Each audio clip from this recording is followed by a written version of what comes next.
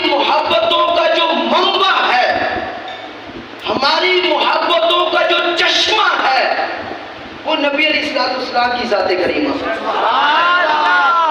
ہم صحابہ کرام علیہ رضوان سے بھی محبت کرتے ہیں تو نبی علیہ السلام کی وجہ سے کرتے ہیں۔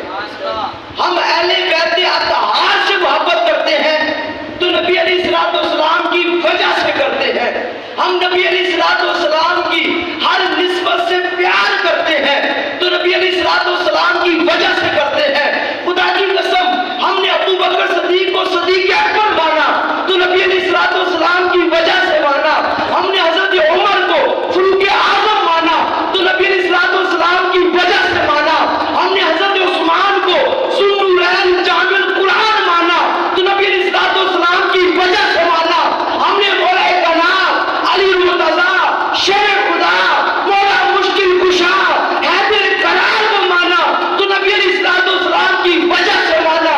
ہم نے امام حسن کو، ہم نے امام حسین کو سیدہ شباب اہل جنہ مانا، نبی علیہ السلام کی وجہ سے مانا۔